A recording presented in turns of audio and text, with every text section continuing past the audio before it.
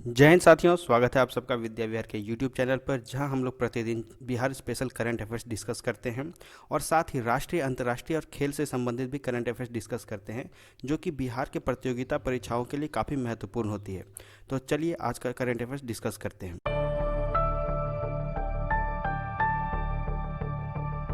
आज का current affairs है हमारा 3 जुलाई 2024 का।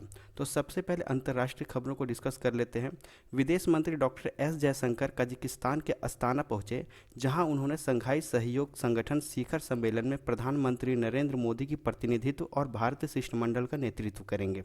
तो हमारे विदेश मंत्री कौन है? Doctor S Jaishankar. ये आजकल न्यूज़ में काफ़ी छाए हुए हैं, तो इसका नाम आपको याद हो जाएगा।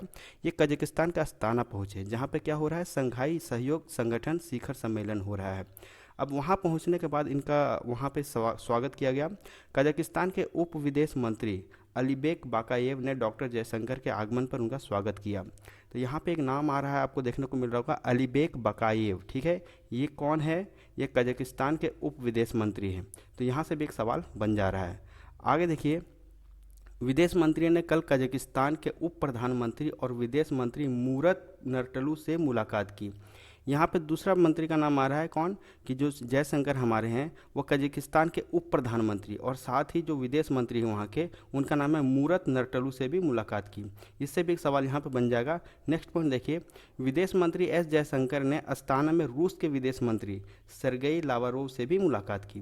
तो यहाँ पे देखिए 4 मंत्रियों के नाम देखने को मिलेगा। डॉक्टर एस जयशंकर, ठीक है, अलीबेक बकाएव, फिर मूरत नरटलू और सरगेई लावारोव। ठीक है, ये चारों के नाम पूछे जाने की संभावना है, क्योंकि ये इंटरनेशनल मीटिंग हो रहा है, तो यहाँ से सवाल बनने के चांसेस हैं। प्रधानमंत्री नरेंद्र मोदी ने नीदरलैंड के नवनियुक्त प्रधानमंत्री डिक सूफ के पदभार संभालने पर बधाई दी है। तो हमारे जो देश के प्रधानमंत्री हैं नरेंद्र मोदी, उन्होंने नीदरलैंड के जो नए प्रधानमंत्री बने हैं डिक सूफ, उनको राज्यभार संभालने के लिए बधाई दी है। तो यहाँ पे एक और सवाल हो जाएगा अपॉइंटमेंट के तौर पर कि नीदरलैंड के जो नए प्रधानमंत्री उनका नाम क्या है? तो डिक सूफ।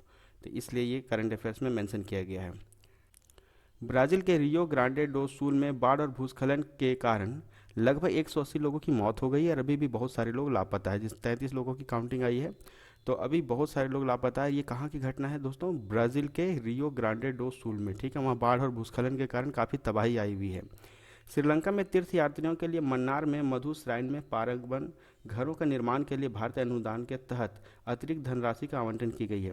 तो देखिए एक नाम आ रहा है मधु श्राइन, ये न्यूज़ में है, ये ध्यान रखिएगा। ये कहाँ है? मन्नार में। ठीक है, और आगे इसमें देखिए कुछ और भी पॉइंट्स हैं कि जो आपको याद रखने हैं, बस मैं उसी को डिस्कस करूंगा।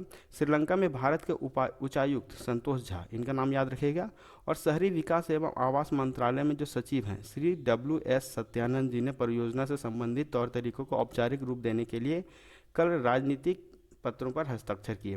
तो उतना सारा पढ़ने की जरूरत नहीं है, जो है इम्पोर्टेंट भारत के जो उच्चायुक्त हैं वहाँ पे श्रीलंका में, उनका नाम है संतोष झा। और एक और नाम याद रखिएगा, जो शहरी विकास एवं आवास मंत्रालय में सचिव हैं श्री WS सत्यानंद, इनका नाम याद रखिएगा। तो ये इस वाले करंट अफेयर्स के लिए ये 2-3 पॉइंट इंपॉर्टेंट हो जाते हैं। बाकी आपको अगर पढ़ना है तो वीडियो को पॉज करके आप पढ़ सकते हैं, और साथ ही मैंने वीडियो के डिस्क्रिप्शन में ये PDF अटैच कर दिया है। आप चाहो तो वहाँ से डाउनलोड करके इसको रिवाइज कर सकते हो, लेकिन वीडियो के एक बार पूरा जरूर देखें, उसके बाद रिवीजन में आसान हो जाएगा। राज्यसभा के सभापति जगदीप धनखड़ ने प्रधानमंत्री के संबोधन के बाद राज्यसभा की कार्यवाही अनिश्चितकाल के लिए स्थगित कर दी है। तो यहाँ पे एक सवाल होगा कि राज्यसभा के सभापति कौन है? जगदीप धनखड़। यहाँ से एक बस यही सवाल बन सकता है। तो अब सबको पता है कि राज्यसभा के सभापति कौन है? जगदीप धनखड़। तो यहाँ से एक सवाल बन जाएगा। आगे देखिए, मध्य प्रदेश से रिलेटेड है बजट का। मध्य प्रदेश के मुख्यमंत्री मोहन यादव सरकार ने अपना पहला बजट मध्य प्रदेश के विधानसभा में पेश किया। तो जो मुख्यमंत्री हैं मध्य प्रदेश का, उनका ये पहला बजट है। कहाँ पे? विधानसभा में, मध्य प्रदेश के विधानसभा में। मध्य प्रदेश के जो उप मुख्यमंत्री हैं और वित्त मंत्री हैं साथ में, जगदीश देवड़ा ने, उन्होंने बजट पेश किया है। ठीक है, तो यहाँ पे देखिए 2 नाम आ जाएगा। एक तो उनके मुख्यमंत्री का नाम मोहन यादव, और उनके जो उप मुख्यमंत्री और वित्त मंत्री है जगदीश देवड़ा, इनका नाम याद आ जाए, मतलब पूछा जा सकता है। और तीसरा ये है कि कितने के बजट पास हुई, ये भी पूछा जाता है कभी कभी। तो मुख्यमंत्री मोहन यादव सरकार ने 3.75 लाख करोड़ की बजट सदन में पेश किया है। तो ये 2-3 सवाल यहाँ से बनने के चांसेस हैं। आप सब ने अश्विनी वैष्णव का नाम सुना होगा, ये केंद्रीय मंत्री है, रेल मंत्री हैं। तो केंद्रीय मंत्री अश्विनी वैष्णव ने ग्लोबल इंडिया एआई शिखर सम्मेलन 2024 का उद्घाटन किया। तो अगर सवाल ये पूछ दिया जाए कि 2024 का उद्घाटन किसने किया है, तो अश्विनी वैष्णव। ये भी न्यूज़ में, इनके बारे में भी थोड़ा सा जानकारी आप ले लीजिएगा। अब ये इंपॉर्टेंट हो जाता है, टेक्नोलॉजी से रिलेटेड सवाल, मतलब करंट अफेयर्स आ जा रहा है। आप सब देख रहे होंगे, इसरो का नाम आपने सबने सुन रखा होगा। भारत का पहला सौर अभियान आदित्य L1 अंतरिक्ष यान सूर्य पृथ्वी L1 पॉइंट में अपनी पहली प्रभा मंडल कक्षा की परिक्रमा पूरी कर चुका है। तो आप याद ध्यान रखिए, देखिए सवाल यहाँ पे बनेगा कि भारत का पहला सौर अभियान, इसका नाम क्या है, आदित्य L1। अंतरिक्ष यान का नाम क्या है, उसी में सूर्य पृथ्वी L1। ये ना अपना पहला जो है, इनकी पहली प्रभा मंडल कक्षा की परिक्रमा पूरी कर ली है। अब देखिए कुछ और फैक्ट्स है जो उसको डिस्कस करना जरूरी है। भारतीय अंतरिक्ष अनुसंधान संगठन, जिसको इसरो बोलते हैं शॉर्ट में, इनके अनुसार इसके स्टेशन कीपिंग कौशल ने दूसरी प्रभा मंडल कक्ष में निर्बाध स्थानांतरण सुनिश्चित किया। आदित्य L1 अभियान को 2 सितंबर 2023 यानी पिछले साल को लॉन्च किया गया था। यह लैग्रेंजियन पॉइंट L1 पर एक भारतीय शोध सौर वेधशाला है। देखिए यहाँ पे एक डेट आ रहा है 6 जनवरी 2024 और एक डेट आ रहा है 2 सितंबर 2023। तो ये डेट कभी कभी पूछ दिया जाता है। तो देखिए इसे 6 जनवरी 2024 को इसके लक्षित प्रभा मंडल कक्ष में प्रवेश कराया गया था। और लास्ट पॉइंट इसका देखिए, इसरो ने बताया कि आदित्य L1 अंतरिक्ष यान प्रभा मंडल कक्ष में L1 पॉइंट की परिक्रमा पूरी करने में 178 दिन का समय लेता है। तो 178 दिन का समय लेता है, ये भी पूछा जा सकता है। अगर क्वेश्चन को मतलब कॉम्प्लिकेटेड करने की बात की जाए अगर, तो कुछ भी पूछ सकता है। तो जितने भी इंपॉर्टेंट फैक्ट्स है इसी से रिलेटेड मैंने यहाँ पे पॉइंट वाइज मेंशन कर दिया है, आप PDF में इसको पढ़ सकते हैं। चलिए इसरो के बारे में भी कुछ जान लेते हैं, क्योंकि इसरो न्यूज़ में आ रहा है तो इसरो से भी रिलेटेड सवाल बन सकता है। इसरो का सबसे पहले हम लोग फुल फॉर्म देखते हैं, इंडियन स्पेस रिसर्च ऑर्गेनाइजेशन, और हिंदी में बोलते हैं भारतीय अंतरिक्ष अनुसंधान संगठन। इनका हेडक्वार्टर कहाँ है, बेंगलोर, जो कि कर्नाटक में है। इनका जो स्थापना वर्ष है, मतलब किस दिन इसकी स्थापना हुई थी, एस्टेब्लिशमेंट डेट है 15 अगस्त 1969। ठीक है। इनको जो चेयरमैन है, करंट चेयरमैन है, वो S सोमनाथ है, जिनकी तस्वीर आप देख सक रहे होंगे राइट साइड में, ये S सोमनाथ हैं। और इनका जो पहला सैटेलाइट है, इसरो द्वारा बनाया गया पहला सैटेलाइट, उसका नाम क्या है, आर्यभट्ट। तो ये कुछ फैक्ट्स थे इसरो के बारे में जो हम लोग सबको जानना बहुत ज़रूरी है। शिक्षा मंत्रालय ने राष्ट्रीय शिक्षक पुरस्कार 2024 के लिए पात्र शिक्षकों के नाम आमंत्रित किए हैं। ऑनलाइन नामांकन भरने की अंतिम तिथि 15 जुलाई है।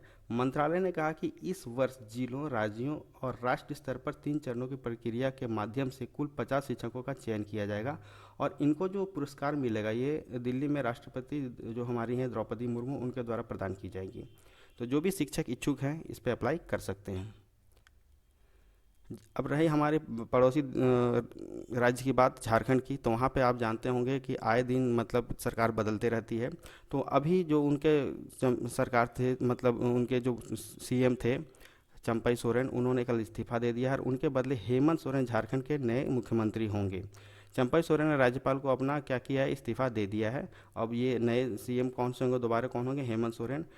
चंपई सोरेन 2 फरवरी 2024 को CM का पदभार ग्रहण किए थे, जबकि हेमंत सोरेन को उस टाइम जेल हुआ था। अब हेमंत सोरेन वापस आए तो अपना मुख्यमंत्री का पद वो संभाल रहे हैं। ये था दोस्तों नेशनल इंटरनेशनल करंट अफेयर्स। ठीक है, हम हमारे बिहार रिलेटेड क्वेश्चन आ सकते हैं इससे। अब आते हैं अब स्पेशल अपने बिहार राज्य के लिए, जो 3 जुलाई को इंपॉर्टेंट घटनाएं घटी हैं उसको करंट अफेयर्स के तौर पर डिस्कस कर लेते हैं। बिहार राज्य सरकार ने पटना उच्च न्यायालय के उस आदेश को सर्वोच्च न्यायालय में चुनौती दी जिसमें राज्य में आरक्षण के बढ़े दायरे को निरस्त कर दिया गया था। राज्य में जातीय गणना के बाद सरकार ने आरक्षण का दायरा 50% से बढ़ा के 65% कर दिया था। देखिए काफ़ी ज़्यादा आरक्षण में बढ़ोतरी हो गई थी। इसी के लिए कुछ अभी किया जा रहा है हमारे बिहार सरकार में। क्या किया जा रहा है कि इस आदेश को न्यायालय में चुनौती दी गई है। तो यहाँ पे देखिए सवाल, अगर मुझे नहीं लगता कि यहाँ से बनेगा, लेकिन मैंने डाल दिया आपकी जानकारी के लिए कि आरक्षण का दायरा कितना बढ़ा दिया गया था, 50% से 65% तक। मुख्यमंत्री नीतीश कुमार राजस्व और भूमि सुधार विभाग में विभिन्न पदों पर चयनित 9,888 अभ्यर्थियों को नियोजन पत्र प्रदान किया है। तो अभी देखिए लगभग 9,008, लगभग क्या मतलब मोटा मोटी अगर बोलने को बोलता है लोग तो 10,000, लेकिन यहाँ पे 9,888 अभ्यर्थियों को उनको नियुक्ति पत्र प्रदान किया है। कौन, हमारे मुख्यमंत्री नीतीश कुमार ने। कौन से विभाग के, राजस्व और भूमि सुधार विभाग में। इनमें कौन कौन से पोस्ट थे, इनमें विशेष सर्वेक्षण सहायक बंदोबस्त पदाधिकारी थे, सर्वेक्षण कानूनगो और सर्वेक्षण अमीन के पद पर चयनित उम्मीदवार शामिल हैं। तो कितने पोस्ट, कितने लोगों को मतलब मिला नियुक्ति पर? 9,888। बिहार राज्य जो हमारा प्रदेश है कि इसके जो सरकारी मेडिकल कॉलेज है, अभी इनमें पढ़ाई भी हिंदी में होगी, जितने भी एमबीबीएस की पढ़ाई होगी वो हिंदी में होगी। बिहार के जो स्वास्थ्य मंत्री हैं मंगल पांडे, इन्होंने ही बताया कि मेडिकल कॉलेज अस्पतालों में मेडिकल पाठ्यक्रम एमबीबीएस की पढ़ाई हिंदी माध्यम से कराने की अब प्रभावी मतलब कोशिश की जा रही है। तो यहाँ पे सवाल ये बनेगा कि बिहार के जो स्वास्थ्य मंत्री हैं वो कौन है? मंगल पांडे। मंगल पांडे, ये नाम तो याद रखना बहुत ईजी है, आप लोग याद रख लीजिएगा। आगे देखिए, बिहार राज्य सरकार शिक्षकों को स्थानांतरण और पदस्थापन के लिए नई नीति बनाएगी। इसके लिए शिक्षा सचिव की अध्यक्षता में 4 सदस्यीय उच्च स्तरीय समिति गठित की गई है। यह समिति 15 दिनों के अंदर अपने सुझाव सरकार को देगी। तो ट्रांसफ़र वगैरह की भी बात चल रही है, जो जो शिक्षकों का हो सकता है ट्रांसफ़र होगा, वो पता चल जाएगा कि किसका क्या होना है, बस कुछ ही दिन में पता चल जाएगा। हमारे जो बिहार राज्य के राज्यपाल हैं राजेंद्र विश्वनाथ आर्लेकर, इन्होंने कहा कि वर्ष 2047, कितना, कौन सा साल बोल रहे हैं? 2047, यानी आज़ादी के 100 साल के बाद की बात कर रहे हैं, तक भारत को विकसित राष्ट्र बनाने में शिक्षा व्यवस्था का महत्वपूर्ण योगदान रहेगा। तो उन्होंने शिक्षा व्यवस्था पे जोर दिया है। कौन? हमारे राज्यपाल राजेंद्र विश्वनाथ आर्लेकर ने। तो दोस्तों, ये था हमारा 3 जुलाई 2024 का बिहार और उससे रिलेटेड इम्पॉर्टेंट करेंट अफेयर्स, जो कि एग्ज़ाम में पूछे जाने के चांसेस रहते हैं। तो आई होप ये वीडियो आपके लिए काफ़ी बेनिफिशियल रहा होगा। आप इसका पीडीएफ डिस्क्रिप्शन से डाउनलोड करके उसको रिवाइज कर सकते हैं। मिलते हैं अगले करंट अफेयर्स में, तब तक के लिए जय हिंद, जय भारत।